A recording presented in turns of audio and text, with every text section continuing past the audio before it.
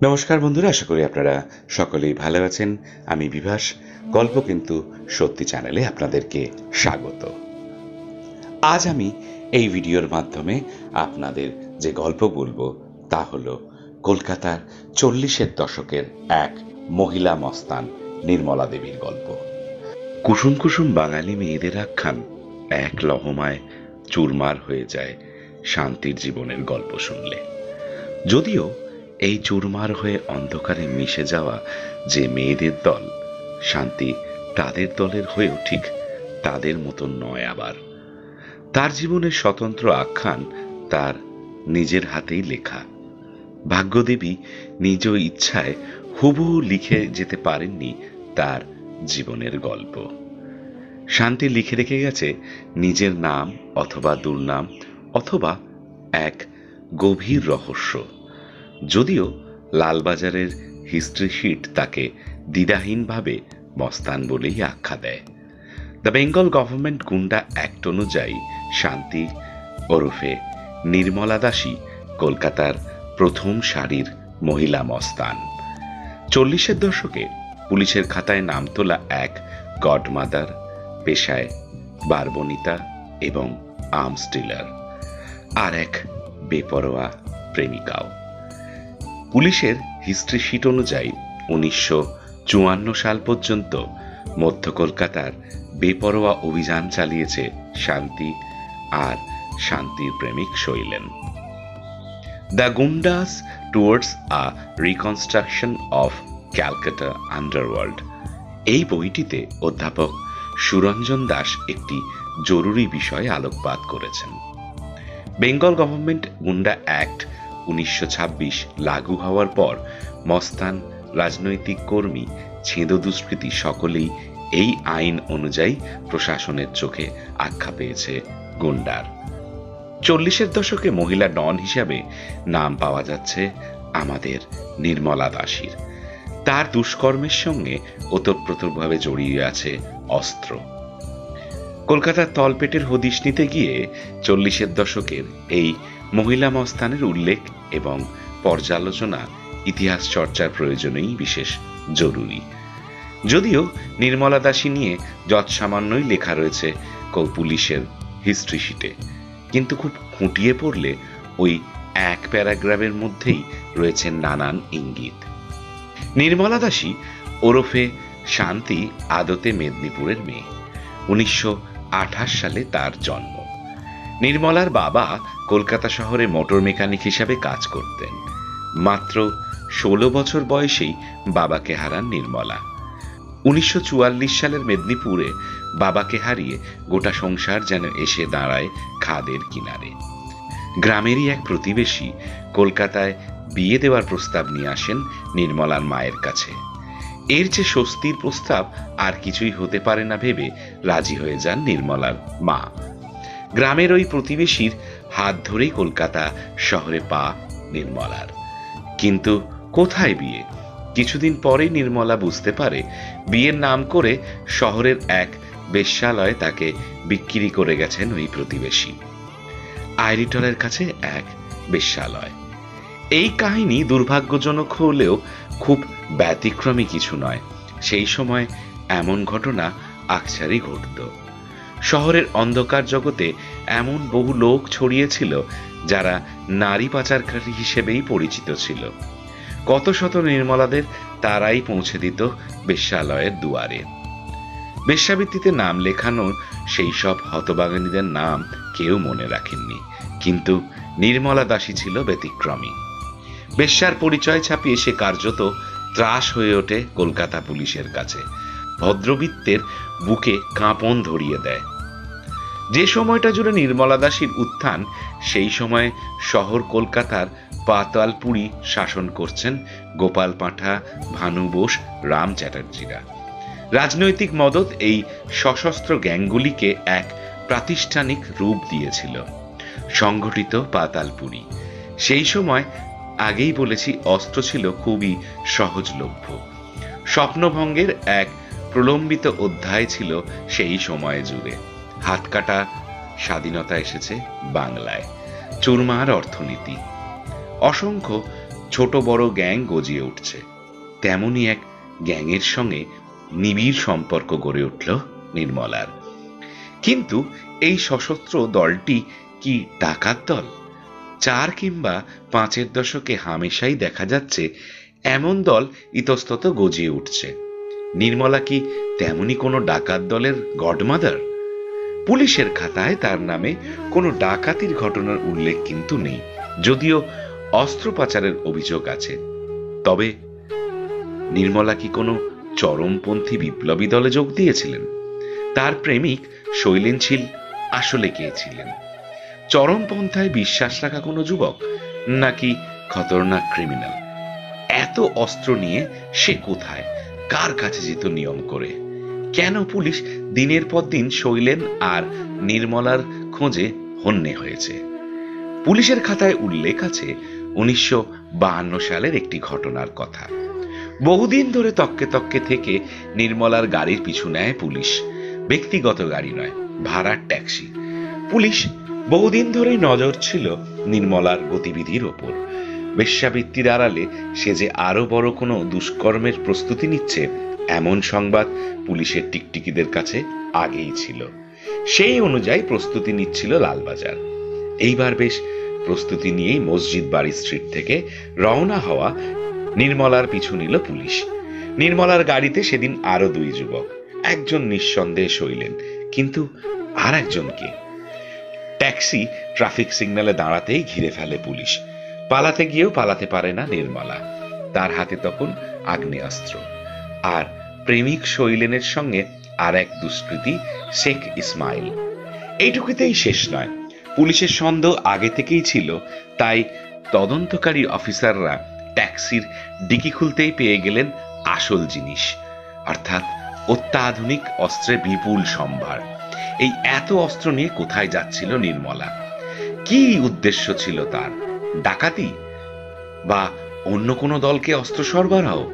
Arms dealer ছিল godmother Nirmala, নাকি স্বাধীনতার স্বপ্নভঙ্গের পর নানান দিশায় ছড়িয়ে যাওয়া রাজনৈতিক দলের অংশ, যারা বিশ্বাস করত প্রকৃত স্বাধীনতা আসেনি, আর একটা লড়াই লড়তে হবে?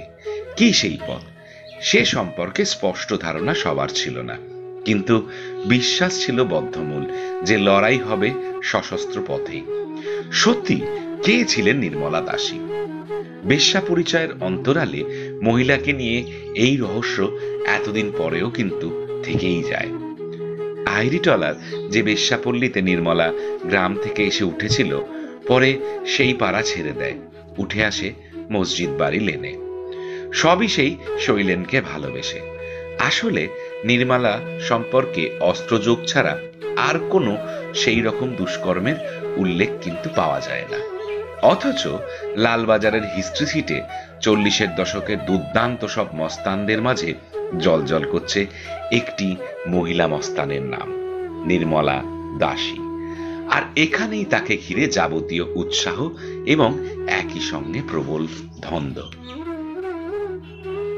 এবার পুলিশ প্রশাসনের সরকারি বয়ান ছেড়ে আসা যাক অন্য আখ্যানে, যে আখ্যানের সঙ্গে জড়িয়ে আছেন কলকাতার বারাঙ্গনারা। অন্ধকার জগতের সঙ্গে ওতপ্রোতভাবে জড়িয়ে থেকেও এক উজ্জ্বল দৃষ্টান্ত স্থাপন করেছে তারা। গবেষক লেখক সন্দীপ বন্দ্যোপাধ্যায় তার অক্ষরমালায় বর্বণিতা বইতে স্বাধীনতা সংগ্রামে বাংলার বিপ্লবীদের সহায়ক হিসাবে কলকাতার বারবণিতাদের প্রসঙ্গ উল্লেখ করেছেন। সে ইতিহাস স্বর্ণাক্ষরে লেখা নেই। 1922 সালের অসহযোগ আন্দোলনে সারা দেশের সঙ্গেই বাংলায় আন্দোলনে অংশগ্রহণ করেছিলেন বারবণিতারা। মেদিনীপুরে, কলকাতায় আন্দোলনের অংশ হিসাবে রাস্তায় নেমে অর্থ সংগ্রহ করেছেন তারা।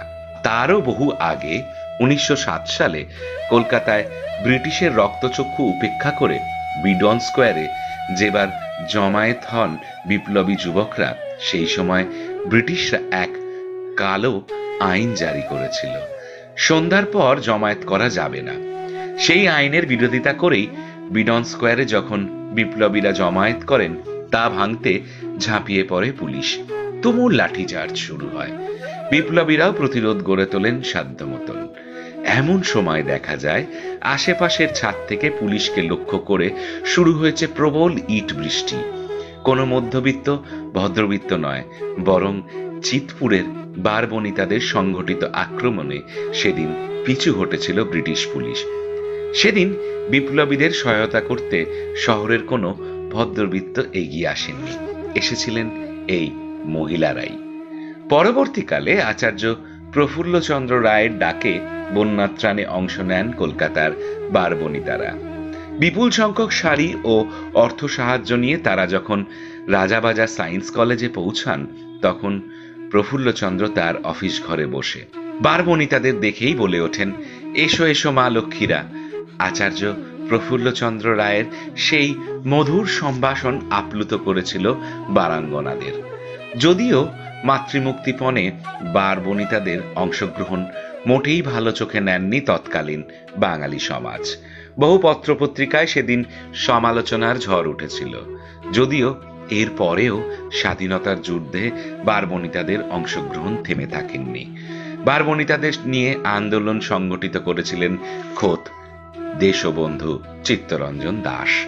তারকেশ্বরের মহন্তরের ব্যভিচারের বিরুদ্ধে ও আন্দোলনে অগ্রণী ভূমিকা নেন কলকাতা তথা বাংলার বারবনিতারা। 1922 সালের ভয়াবহ বন্যায় অর্থ সাহায্যে এগিয়ে আসেন কলকাতার বারবনিতারা। পাড়ায় পাড়ায় পতিতা সমিতি তৈরি করে বিপুল অর্থ সাহায্য করেন তারা। এদের অংশগ্রহণ এক শ্রেণীর বাঙালি নেতা ও নাগরিকদের পছন্দ না হলেও মহাত্মা গান্ধী থেকে চিত্তরঞ্জন দাস কিংবা প্রফুল্লচন্দ্র রায় সকলেই এই গোষ্ঠীকে স্বাধীনতা লড়াইয়ে সামিল করেছিলেন। আরও একটা দিক ছিল, বিপ্লবীদের আশ্রয় দেওয়ার ক্ষেত্রেও বারাঙ্গনাদের ভূমিকা ছিল উজ্জ্বল। অল্প বয়সী বিপ্লবীদের সঙ্গে অনেক সময় প্রেমের বন্ধনে জড়িয়ে পড়তেন ও পাড়ার বহু কম বয়সী মেয়েরা। পতিতাপল্লী থেকে বেরিয়ে গিয়ে কেউ কেউ পেতেছিলেন সংসার, কেউ বা উপেক্ষিতই থেকে গিয়েছেন। আক্ষেপের বিষয় একটা, বাংলার স্বাধীনতা আন্দোলনে যেসব মহিলাদের উল্লেখ রয়েছে তাতে কিন্তু স্থান পাননি এইসব বারাঙ্গনারা। কলকাতার পাতালপুরি আর কিছু মুখে মুখে ফেরা গল্পে আবছা হয়েই বেঁচে আছেন তারা। নির্মলা এদের কেউ কিনা এই কথা স্পষ্ট করে জানে না কেউ, তবে তার অস্ত্র কারবারের বহর দেখে মনে হয় প্রত্যক্ষ বা পরোক্ষভাবে নির্মলার সঙ্গে চরমপন্থায় আস্থা রাখা মানুষজনদের একটা যোগাযোগ ছিল। কলকাতায় প্রথম সংগঠিত আন্ডারওয়ার্ল্ডের কাছে অস্ত্রের একটা বড় সম্ভার এসে পৌঁছেছিল রাজনৈতিক সূত্রেই। পরে আরো নানান সূত্রে অস্ত্র রমরমা হয় এই শহরে। অস্ত্র পাচার করার ক্ষেত্রে বেশ্যালয়গুলির একটা ভূমিকা ছিল। বিপ্লবী যুগ, 42-এর ভারত ছাড়ো আন্দোলন কিংবা 46 সালের দাঙ্গার পর বেশ্যালয়গুলির অস্ত্রযোগ নিঃসন্দেহে দুষ্কৃতীদের হাত ধরেই থেকে গেল।